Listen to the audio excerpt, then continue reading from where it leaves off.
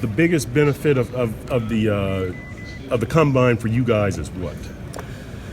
To begin, to know the players as people. Right now it's a lot of the video, and for what we've studied at the campus visits, you get from talking to the coaches. So this is our, we get to spend time with the people face to face and the players, and just trying to really get to know their core. Do they love football, their football intelligence and stuff. So, the workout stuff is fine, but as Parcells calls it, the underwear Olympics. The tape is really who the player is. This part is just trying to get to know the player.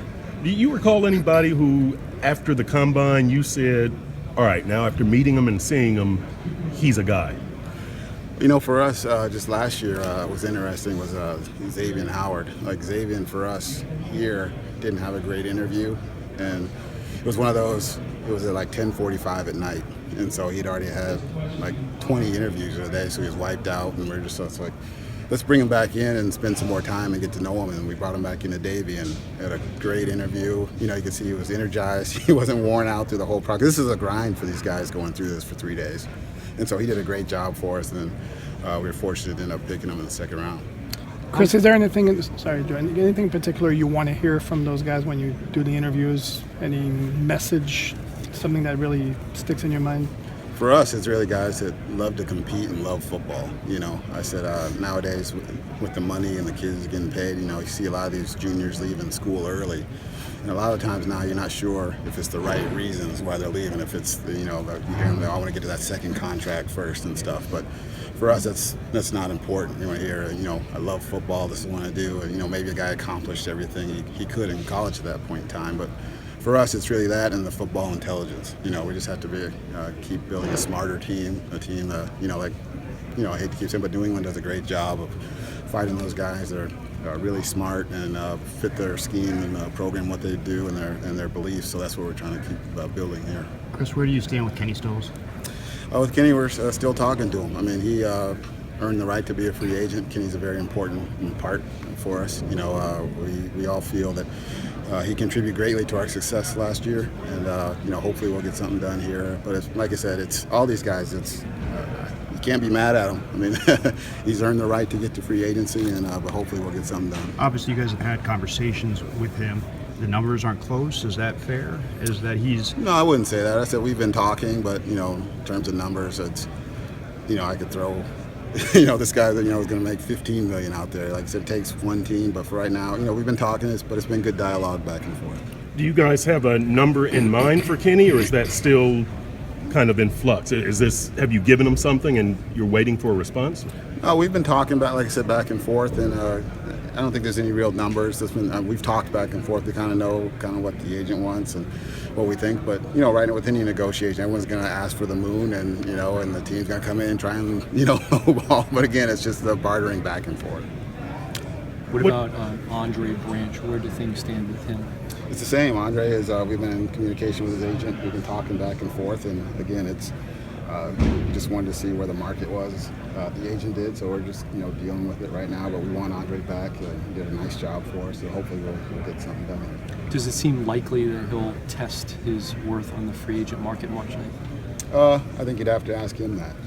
I said we've been talking, and like I said, we've been going back and forth a little bit. But the agents, and it's their job. They want to see what the market is.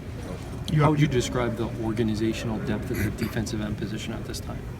I think extending Cam was good, and Terrence Fede is a good piece for us there in the back end. So we need to add pieces there. Obviously, it's a position that we'll have to address in the draft and free agency. What do you think are the most important attributes especially as you consider scheme and culture for your organization evaluating defensive ends? Mm-hmm.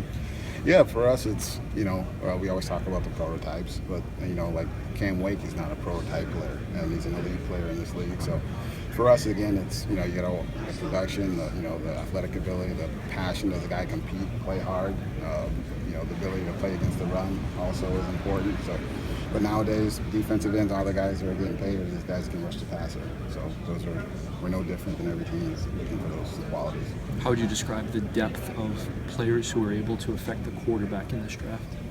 I think it's a good draft in terms of defensive ends. So There's a lot of guys that have come out that have been productive players. A lot of guys are one-year producers, but I think in terms of athletic ability, size, and potential down the road as well, it's a good class. Can you explain you guys' rationale for making the move at left tackle, putting Tunsil in there and moving on from Brandon?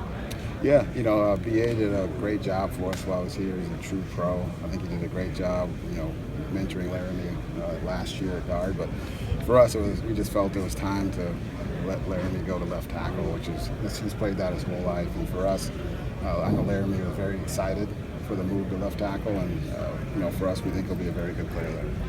Chris, the last few years you guys haven't spent it to the cap, and obviously you had the rollover and you kept it.